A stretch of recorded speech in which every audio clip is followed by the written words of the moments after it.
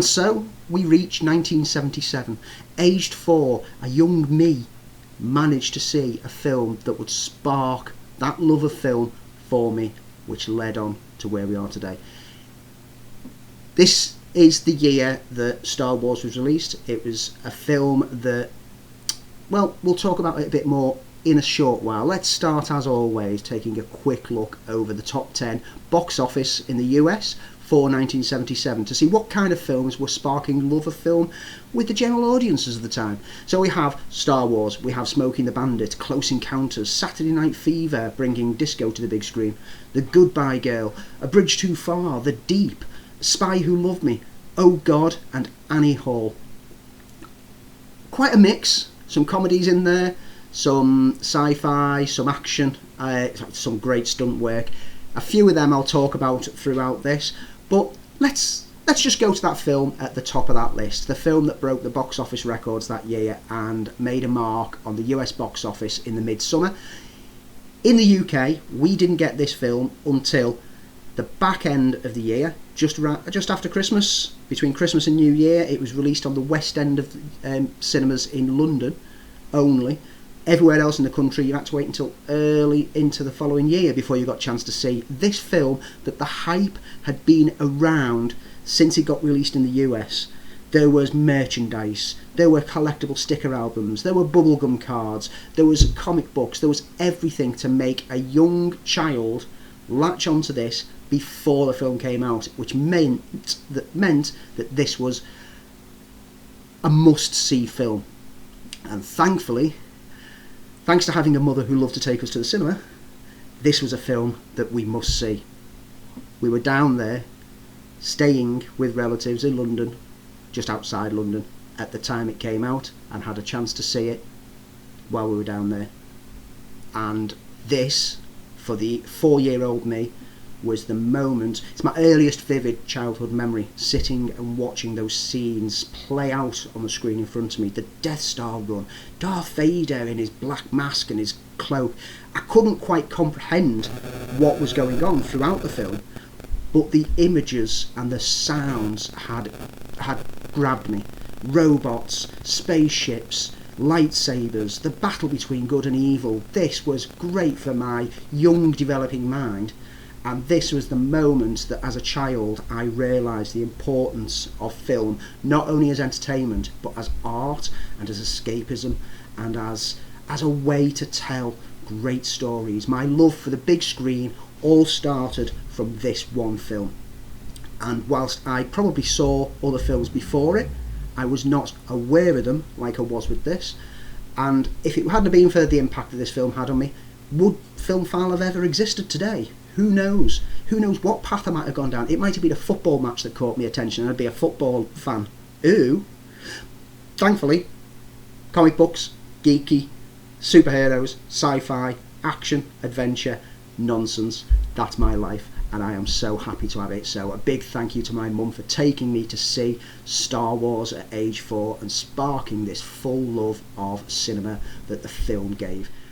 Was there anything else in 1977? Nope, that's it. End of video. Good night. No, of course there was. I mean, we've already looked at the top 10 and seen, you know my love of Bond. There's a Bond film in there, The Spy Who Loved Me. Now, this is a Bond film that a load of people resonate towards. People see it as an iconic Bond movie. It's one of the best. Personally, it doesn't work for me as much. This is the signs that Roger Moore was becoming a bit too much of a parody. It's very knowing, it's very self-referential, it's very nods and winks to the camera. It's not as bad as like later films like Moonraker, Octopussy, View to a Kill. Nowhere near as bad as that.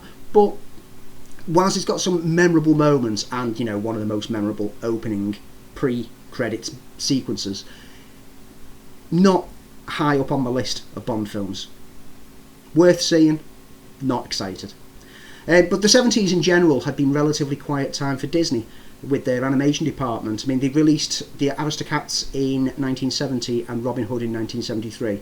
But the heyday of the 40s and 50s, when they were churning out film after film after film, had slowed down significantly because audiences were dwindling. However, in 1977, The Rescuers came along, and it only had a $7.5 million budget, but grossed $169 million, boosting the public love of animated movies once more, which we started to see a knock-on effect as the decade rolled over into the 80s, because more and more productions started to get put into place. And in addition, this year, a collection of 3 short animations about a beloved bear from A.A. Milne, Winnie the Pooh, was cobbled together with some interlinking story elements as well, and released as The Many Adventures of Winnie the Pooh, and got a welcoming reception from an audience who lapped it up, and it's gone on to spawn sequels, spin-offs, and even today we have the live action Winnie the Pooh film. Only last year we have animated adventures coming out every couple of years. Winnie the Pooh latches onto our hearts and connects with a part of our childhood that as adults we just want to go back to and want to go back to. This was also the last film that had Walt Disney directly attached to the film. He passed away years before. However, one of the shorts he was completely behind, and also he was involved in another of the shorts to some degree. So this was the last true Walt Disney release, even though it was after his death. The Academy Awards for 1977 saw Annie Hall and Julia nab the majority of the plaudits, but young Jenny Agutter scored for Equus, Edward Fox scored for A Bridge Too Far, and there was some bloke called John Williams who got something for some music he'd done about that Star film. Anyway, there was more notable films. So notable films that year, ABBA were the Swedish music sensation, who were just like grabbing everyone's attention from the melodies, the lyrics, and also their videos. Well, one of the directors of most of their videos, Lasse Hallström, put together a documentary drama chronicling the Swedish music sensation as they went about tours. Received well by critics, and certainly fans of the bands lapped it up with all the range of their music on there, and the tie-in soundtrack album to grab up for some live variations on the tunes that they already know. Marvellous documentary, well worth seeing if you're a fan of the band, possibly worth seeing if you're not as well. It's not too bad. Disaster movies. Now, I've spoken over the past few ones how disaster movies were a big thing in the 70s, but they were starting to really show their desperation this year. We had Airport 77, the third film in the series, which saw Jack Lemmon and James Stewart with George Kennedy.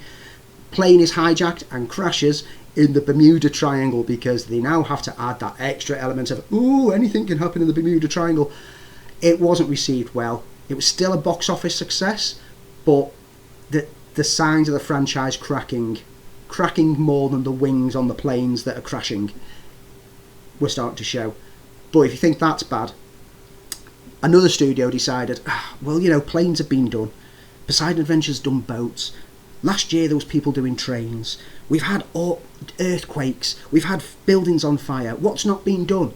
Hey, someone thought, theme parks. How about roller coasters? And thus we got the disaster movie Roller Coaster, which saw Henry Fonda, George Segal. The film was filmed in Sensurround, which vibrated seats in equipped auditoriums, which supposedly was supposed to enhance the thrill. But to be honest, with this film, it was more likely put there to buzz them back awake every 20 minutes or so. It's like, oh, quick, wake up, you might miss something. Trust me, if you slept through this film, you haven't missed anything. It's terrible. It really is the pushing too far with the disaster movies. Only notable, because this was the film that saw the very first appearance of a very young Helen Hunt. So if you do feel like you want to check it out for that reason, just to see Helen Hunt's first outing. Don't watch it for anything else. With the success of Jaws a few years beforehand, and with it continuously doing more business when it got reissued every year, because back then, we didn't have home entertainments, we didn't have VHS, we didn't have DVD, so popular films were given a reissue quite frequently. Well, 2 films decided to try and ride those coattails that Jaws was hanging off the back of it. The first was from the same author, Peter Benchley, and it was The Deep. Now, in addition to being from the same author, Robert Shaw was included in the cast here to try to have that familiar face as well. It's another water-based adventure, this time seeing a vacationing couple stumble upon some lost treasure in an ocean wreck. But they also find that their lives are under threat from others seeking the treasure. It was a box office hit, and even though it had a lukewarm reception critically, it's quite well regarded by, fans of Shaw, go to it. And with regards to any film set around a watery kind of thrill, it's not bad. Nothing too great, but worth checking out. What's not worth checking out is a film that was blatantly trying to be Jaws, and that's Orca. Richard Harris and Charlotte Rampling star in this one, with Bo Derek and Robert Carradine accompanying them. And the film is about a killer whale who witnesses its mate and unborn baby slayed by a sea captain and wants to get revenge, and so chases down this captain. Now, at this point in time, you think to yourself, well, if a killer whale was targeting me, I'm not going out to sea. No, that's not how this film plays out. Utter laughable nonsense.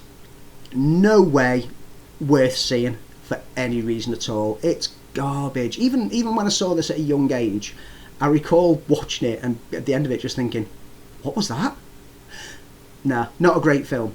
Meanwhile, the guy who gave us Jaws, Spielberg, he'd moved away from water-based horror and was following his buddy George Lucas in tackling sci-fi, and gave us Close Encounters of the Third Kind. Richard Dreyfuss is the everyman from a dysfunctional family, a staple of Spielberg movies. There's always family troubles embedded within so many of his acclaimed films. Well, Richard Dreyfuss has an encounter with aliens that buzz him while he's driving his truck. Meanwhile, Melinda Dillon is a mother whose son is abducted by aliens, and she's desperately seeking for someone who will believe her. And both of them become obsessed with images of Devil's Tower. They become obsessed with the aliens and trying to make contact, and all signs start to point towards there's some conspiracy going on, and maybe aliens are ready to make that connection with mankind. The film is visually spectacular. It still looks great today, and I know it's had transfers and been slightly polished up with special editions, but even the original edition still looks great. The model work and detail, fantastic. The craftsmanship that went into this film confirmed that Jaws wasn't a fluke, and Spielberg has some skill. The music, again, iconic. Simple notes, the progression notes of bam, bam, bam, bam, bam, resonated around the world, and people were obsessed for very good reason with this alien contact film. Demon Seed is a film that was based on the novel by Dean Koontz, and this is a film that I watched in my early teens and was quite impressed with. The film sees a woman imprisoned by an artificial intelligence which controls her house, and she's forcibly impregnated to carry Proteus's child. Proteus is the name of the AI. Julie Christie in the lead is absolutely captivating. She's marvellously placed in there, and whilst the film does have some shonky elements, the film serves well as a sci-fi psychological horror and a cautionary tale about AI control systems that, as I look around the house and I can see how many Google Home devices I've got around here, I'm starting to worry. If I go missing or I start to not be on video and you just hear my voice, you know that something's wrong. So please send help. In addition to psychological kind of trauma horror, you can't get better than David Lynch when it comes to this, and this year saw his very first feature-length offering, Eraserhead. This is a definite sign of what to expect from the director for years to come, an experimental body horror film that baffled audiences at the time with its surrealist images and sexual undercurrents, but it's come to be recognised as one of Lynch's, straight out the gates, finest moments, and a true example of what he will go on to deliver in films like Mulholland Drive, etc., where there's no strict narrative and you need to interpret the images how you see them yourself. Marvellous filmmaker. I love the guy, I love all of his works, and Eraserhead, whilst it is rough around the edges because it was low budget and experimental, it is definitely one that I urge people to go and seek out and watch. Let's move to comedy, because Eraserhead going around my head is kind of freaking me out. So we had Fun with Dick and Jane with Jane Fonda and George Segal as a normal couple put into desperate situations which turn to a life of crime to pay their way to comical effect. It's fun, it's flirty, it's snappy. The duo cast are likeable, affable, and play well. The film saw a remake in recent decades with Jim Carrey and Tia Leone. Not quite as good. Well worth checking out the original film with Dick and Jane. However, what is definitely worth checking out is Mel Brooks' High Anxiety. Mel Brooks proves that nothing is sacred as he tackles Hitchcock head on, but also at the same time proves that mockery is so close to flattery as he crafts a perfect parody of Vertigo with nods to other Hitchcock works throughout. And the film works as its own witty thriller in its own right. But if you're a fan of Hitchcock, this is a loving homage in a parody kind of way that everyone should go and watch. It is Mel Brooks at his finest. I mean, he had a really good run in the 70s. Most of his 70s outputs are well worth seeing. This is a spectacularly funny film. We also had, oh God, the recently departed Carl Reiner gave us many things, including this George Burns comedy, which was based on the 1971 novel of the same name. A supermarket manager, played by John Denver, is tasked by God, played by George Burns, to spread his message to comical effects. 2 sequels spun from the first film, Book 2 and The Devil, and the film was critically and financially successful. And in recent years, we've had Bruce Almighty has taken the same kind of concept. God visits a normal man and he becomes yada yada. You know the routine. Fun, genuinely a funny film. I remember watching these as a kid, and George Burns is marvellous. He's just got such a comic edge to him, and worth tracking down. Definitely worth tracking down. One film that I return to quite frequently. There is a comedy film, but it's more of an action film. Smokey and the Bandit. Now, this film has stuck with me through my life. I've always loved the Smokey and the Bandit films. First one and second one at least. Maybe not the third one onwards, because once Burt Reynolds had moved on from it, maybe it's worth to just everyone move on. Anyway, this film was made by Hal Needham, who was a stunt coordinator and stuntman on a variety of films, but he wanted to do his own film to showcase loads of stunts, but with a story around them. And he initially planned it to be a low-budget, non-entity kind of film, just a little bit of a laugh to do. But Burt, who he got to know through working alongside him on a few films, read through the script, loved it, loved the idea, and he pitched it around to get it a better budget and give it some credentials. The rest is history. The studio didn't want Sally Field. Burt Reynolds pushed and pushed and pushed for her. The studio feeling that she seemed too homely, which was their way of saying, oh, she's not skinny, she's not naturally beautiful.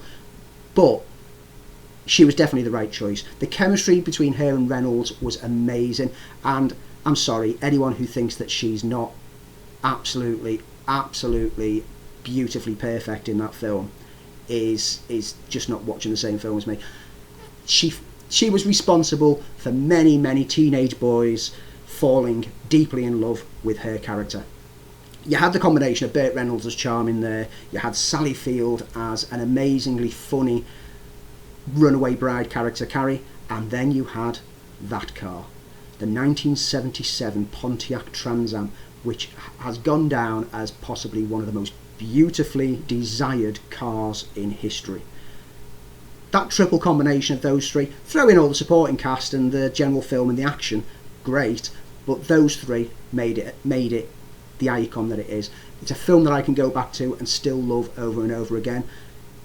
Burt Reynolds' charm was just marvellous, and he played great on his charm throughout this decade, and in this film it was when he really shone.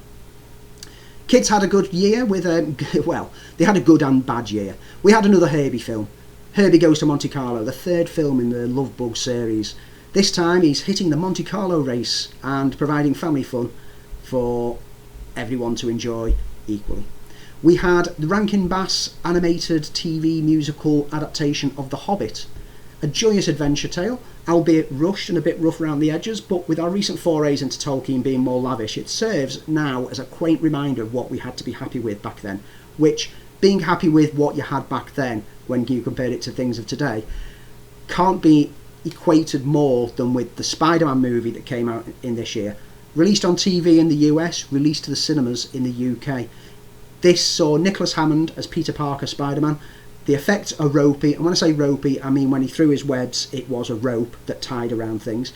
The costume is laughable and the action is terrible, but as a young comic book fan growing up, this was all that we had for Spider-Man on the screen, and I loved it. This was gold. This was absolute gold for a child like me. Yes, go back and look at it now.